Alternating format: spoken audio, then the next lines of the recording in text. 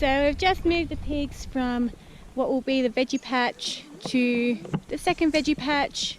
We won't be planting in that until much later in the season, if at all this year. I'm not 100% sure. We'll see how we go for space.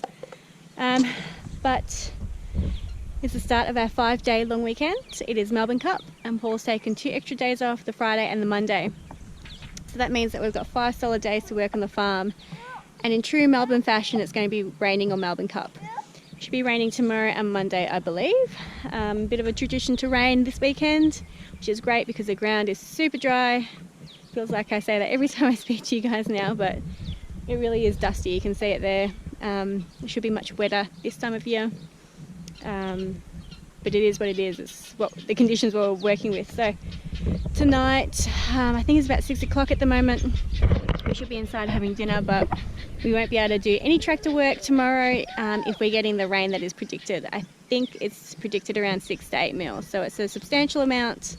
We'll have a good drink, but we don't want to risk doing any tractor work with the rain. So Paul's got a little bit more levelling to do, and because it was so dry, the pigs couldn't till it or root around in the soil and dig up the grass and eat the roots, so we're going to have to use the tractor to do that.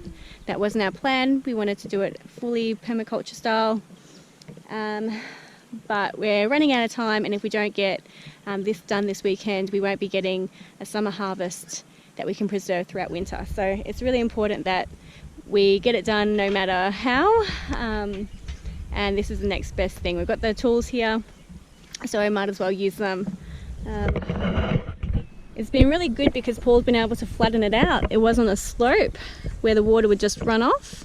It's a bit more flat now, so we should have a bit better water retention when it rains, which is good.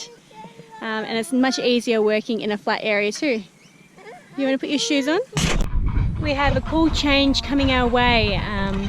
You can feel it in the air, the wind is blowing, the temperature's dropping, and you can smell it. You know how you can smell a storm brewing, which is good, but we didn't get a chance to get the tractor into the veggie patch to finish it off. So I'm a little concerned that we won't be able to get part of it flattened off this weekend, and I really need to get those seedlings in. So we might have to do some of it by hand, or we'll see how bad the rain is first thing in the morning, or how wet it is if we get some rain overnight. I have a feeling we might. I don't know if you can really see it, but the clouds are starting to come through. It's been a bit hazy today, but the cloud cover is actually starting to push its way through. So I'm not really sure what we're going to do if it rains. I mean, I really do hope it rains. We need the rain, but maybe we'll try putting some cardboard on to kill the grass, so that might be another option. Leveling it off with the rake and shovel, and then just the little bit that's got grass, just putting a heap of cardboard on, because I don't necessarily need that bit right away, so I can wait a few weeks, if not a month, for that to be ready.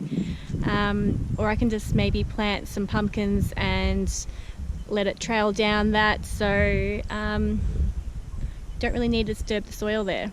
So we'll see how that goes. We'll keep that in mind for an option. But something else we're really going to have to do this weekend is net the fruit trees with fruit on it.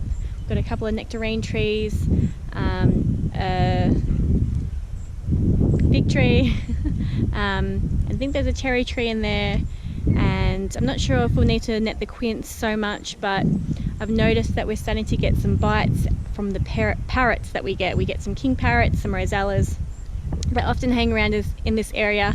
I've noticed some corellas, which kind of look like a cocky without the crest, and the white cockies have come, or white cockatoos have started to come in. I didn't notice them since we've been here. I haven't noticed them. I have seen the black cockies when we bought the property in March, April.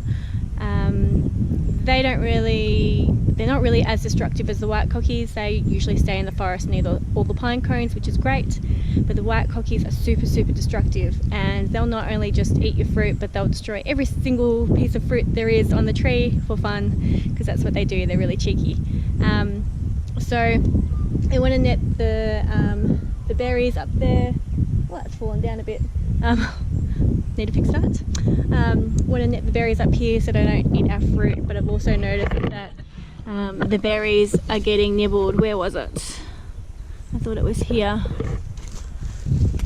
There were a couple of berries with kind of slices taken out of them from their beak, so had just started turning red and yeah, started to be destroyed. So it's just one of the perks of living in Australia. Along with all the snakes and spiders, we also get the birds that can be quite destructive. So hopefully we'll get a chance to do the veggie patch and the netting. Really hope we'll have the time. If we push ourselves, I reckon we can do it, if we don't have any setbacks. So I'll keep you updated on that. The ducks and the geese have yet to go in, so I'll wait a little bit longer and lock them up for the night after we have dinner and put the kids to bed. So we hope you have a good night, and we'll see you bright and early tomorrow. Bye.